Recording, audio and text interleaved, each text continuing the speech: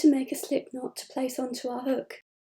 To do this, we bring the tail end of our yarn under our working yarn, making a loop.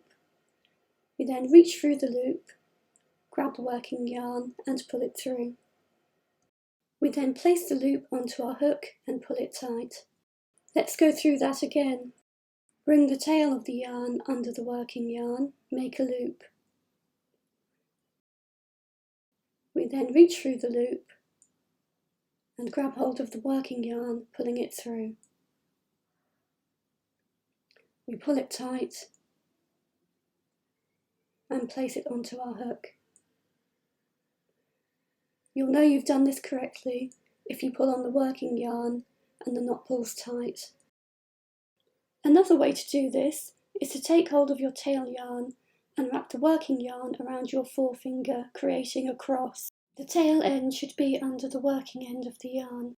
We take our hook and place it under the first loop, grab hold of the second loop and pull it back under the first loop, and we pull our yarn tight. And again, we take hold of our tail yarn and wrap our working yarn around our forefinger, making an X. We take hold of our hook, slip it under the first loop,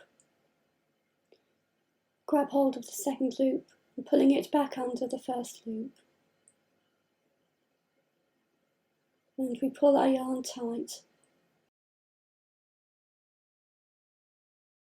In crochet, we hold on to our hook with our dominant hand.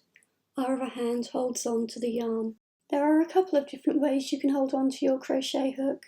You can hold on to it like you would a knife, or you can hold it the same way you would a pen. Personally, I prefer the knife hold. We hold on to our work using our thumb and middle finger, and using our forefinger to keep tension on the yarn. This might feel a bit alien at first, but you'll become accustomed to it. You may choose to wrap your yarn around your index finger, or even around your pinky. It's entirely up to you how you do this. There's no right or wrong way. You just have to find whatever's the most comfortable for you.